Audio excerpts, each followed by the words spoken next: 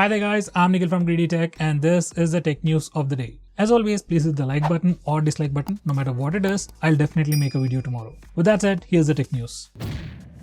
Facebook, or its father, basically Meta to be exact, has introduced a new product called Orion. Now these are like Ray-Ban glasses with augmented reality. Now this is definitely way better, at least in terms of practicality, at least when compared to Apple Vision. Now these are just pair of glasses. Along with that, you also get two additional devices, I would say. One is a wristband where you can just attach to your wrist and it can trace your pinch gesture and other gestures like this. I don't know what it does, but anyway. You have that bracelet and another controller kind of a thing, which actually has all the CPU processing capability. So this product is definitely pretty cool. You should definitely check out a dedicated video regarding this if you're into tech. Obviously, this Meta's Vision isn't as good as Apple Vision Pro, but still, it's a good start, I'll say. At least this is much more practical for people like me with real glasses.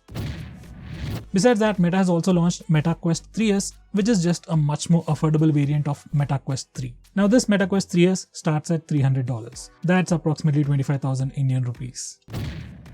Samsung has launched two new tablets in India. They are the Samsung Galaxy Tab S10 Plus and the Tab S10 Ultra. Now the Tab S10 Plus comes with a 12.4-inch AMOLED display obviously, and S10 Ultra comes with a 14.6-inch AMOLED display. Besides that, rest of the specs are pretty premium, I would say. It also has IP68, I guess that's pretty new. The only downside is, or at least a major change would be its processor. It comes with a MediaTek Dimensity 9300 Plus. I know it has pretty good Antutu scores and all, but I would still prefer a Snapdragon processor on such a costly tablet. Now S10 Plus starts at 91,000 rupees and S10 Ultra starts at 1,09,000 rupees. You also get 15,000 rupees of instant discount. So if you're interested, do check it out. And if you pre-book it now, you can get some extra goodies at a much cheaper price. I personally like the S10 Ultra. What do you like? Do let me know by commenting below this video.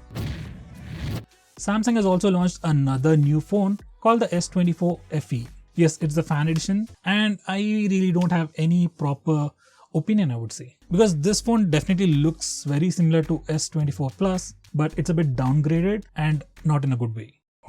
Anyway, this is how the phone looks. It comes in 3 colors and it starts at 60,000 rupees. Well, personally, I would not recommend you this phone at 60,000 rupees. It doesn't come with a Snapdragon processor. Instead, it comes with the Exynos 2400E SoC. And just like the Samsung S24, it also comes with 7 years OS updates and 7 years of security updates. At least that's pretty good. At 60,000 rupees, I'll definitely not recommend you this phone. You should consider phones like OnePlus 12, iQOO 12, or other phones in this price range. If you really want a Samsung phone, just get the S24 Plus, which is priced like 69,000 rupees right now. That's without discount. As for S24 FE, really not interesting. I found an interesting product on the web. It's called DeperAI charger. I know it's a charger, but it has AI in its name. My first impression when I looked at the title is, you put AI in a charger.